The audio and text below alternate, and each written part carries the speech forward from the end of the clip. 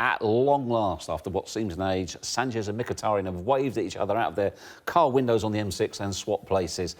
Ian, for your money, who got the better end of the deal? Is there any doubt whatsoever? Well, you know what I mean? I still think Mkhitaryan is a top player.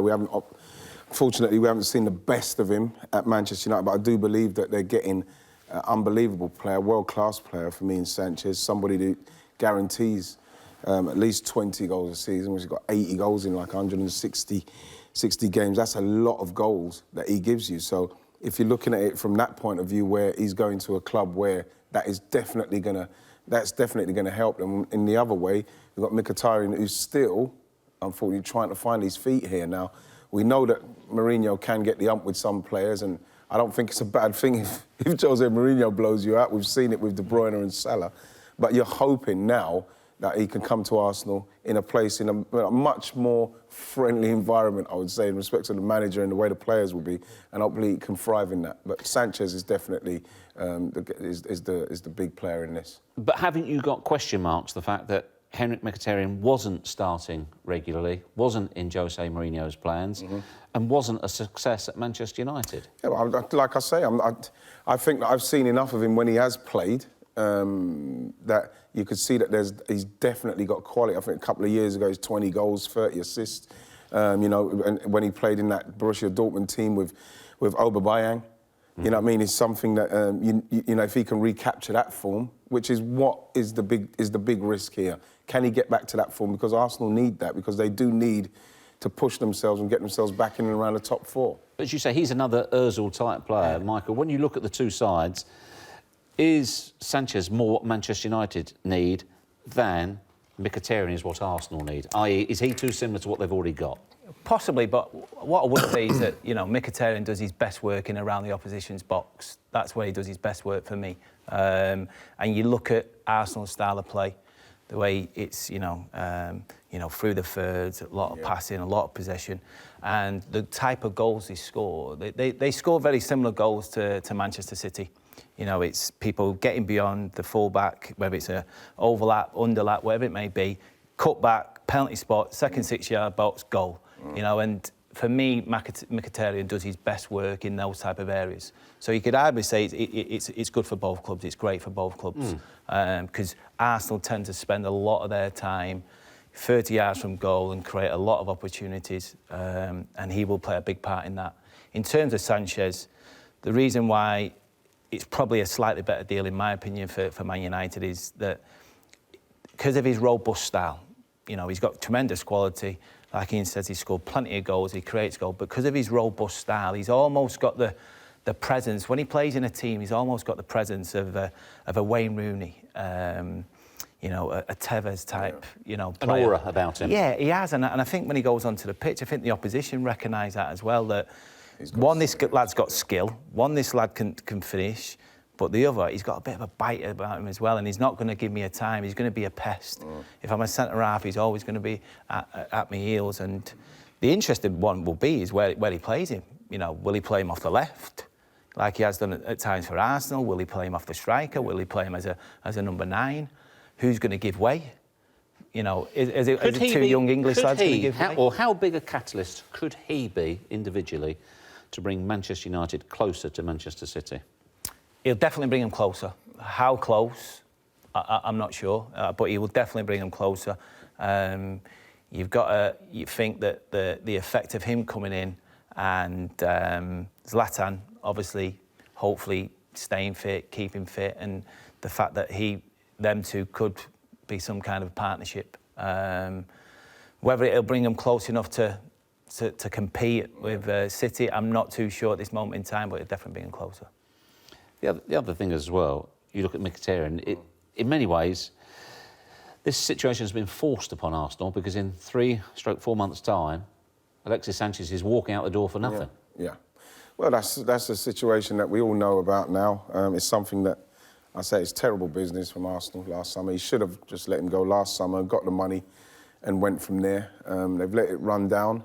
And I think that if we're going to be... So to have got... Sorry to interrupt you, Ian. So to have got a player worth 30, 35 million, is that fair for Mkhitaryan? That sort of number? Is it not good business then?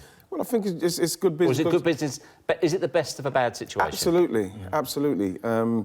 Simply because, like I say, it's bad business to let Sanchez have to leave like he has done. He's literally had all the cards. Arsenal had no choice, and I think that they're very fortunate that they're able to get a player of the calibre of Mkhitaryan who's going to come the other way. I think that they've really fallen on their feet in that respect, and I think that you've got to be happy for small mercies, like I say. So you're just hoping that Mkhitaryan can come with a point to prove, because, like I say, Arsenal need that to happen, Jeff, because we know that with Sanchez, he delivers. Yeah, I've got to say, I'm quite surprised it got to the fact where we're into his last, or near getting into the last 6 months of his contract. I mean, there's not many of the top bracket of players who go on free transfers these days. You know, the work's normally done beforehand to make sure that these type of scenarios don't really happen.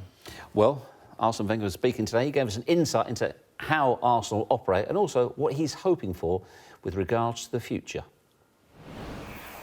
We have as well financial restrictions from the banks because we have built the stadium, you know, and so it is important. We have to respect a financial plan.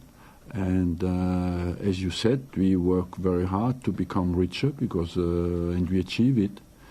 After that, we have to spend the money in the most intelligent way we can on a transfer market that has become a bit out of control. But I believe as well, despite all the financial superpowers that we have in the league and in Europe now, I believe it's very important that we keep the basis of our focus on getting people out from inside the club. And I'm convinced that the way the football is going is maybe not necessarily only to buy with a huge amount of money players, but have players in your team who care about the club and have a sense of belonging and the pride of belonging to the club. I would rather encourage a club to push more on the quality of our youth work, what we are doing, than going into a way where it's only about millions and not so much about values.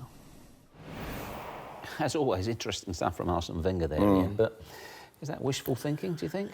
I think so. It's kind of a bit of a romantic outlook in respect of saying that you want players who want to play for the club and love the club, and I think those days are slowly ebbing away in respect of how much you love the club now. And I think that we're going to see more players of stature running down contracts because they can afford to. They'll have the money, backup money, what they're earning anyway, 150, 200 grand a week, where they can say, I'll run it down, see how it goes.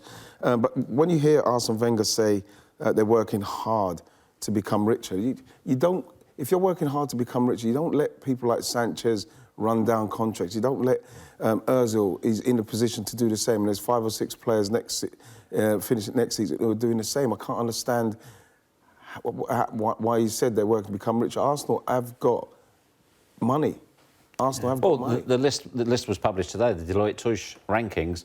Arsenal ranked 6th in the world in terms of income for clubs. There tends to be 3 ways to get richer, you know, and there's probably more, but I think 3 the main ways is one from a commercial aspect, you know, so obviously you raise as much money as you possibly can, selling shirts, ticket sales, all that type of stuff that all clubs do and try their best with.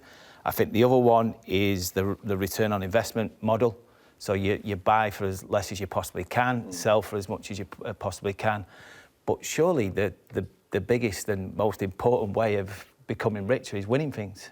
Exactly. Yeah. You know, so... Absolutely. You know, we saw Manchester United's figures today. They were boosted by nearly 40 million for winning the Europa League. Absolutely, yeah.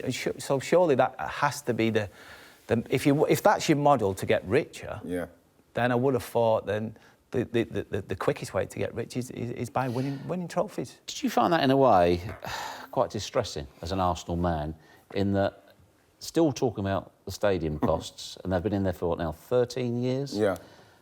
And not being able to compete with other clubs, and also hoping to bring players through the youth system as well. Yeah, which is something that, you know, you look back and you're thinking, OK, Iwobi's come through, we've seen Maitland-Niles coming through. Jack has been about the most successful one we've seen in recent years, and unfortunately he's had his injury problems. So you're thinking, even if that is going to be the case, it's going to have to be a few years before the monies that he wants to try and invest into that kind of academy to produce the kind of player that's going to push Arsenal back to where they need to be. Depending on how long and how patient the fans are going to be with that, it seems like it seems like a pipe dream almost. I mean, also talking about players caring about the club and having loyalty to the club, surely the world has changed. The network is much bigger than local. I mean, it would be so rare now, a local lad playing for his local team, because to be competitive, you've got to scout far and wide, not just in this country, but worldwide. So these players didn't grow up supporting these teams. Why would they want to stay with them? It's a job. Well, it is, and I think you look at some of the lower league teams.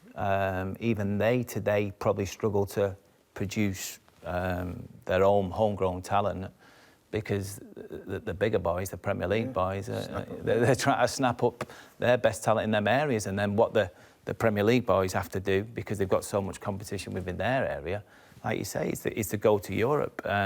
It becomes a double-edged sword, really, because you want to produce your own players, but ultimately you can't do it because there's an expectation to be winning and winning continually, on the process. So it's difficult. OK, we'll continue our theme with money. The UEFA president, Alexander Serafin, in a broad-ranging interview in today's newspaper, in the Daily Telegraph, in fact, said he'd like to see a salary cap, a tax for super transfers, and also, if it were at all possible, licensed agents to return once again. It's a long list. It is. I'd like to see the licensed agents, because I can't see how they can justify the amount of monies that the agents are getting from the transfer deals. At the moment, it's ludicrous. A couple of phone calls here, emails. So they're getting millions and millions of pounds. But clubs seem happy to pay because they want the player.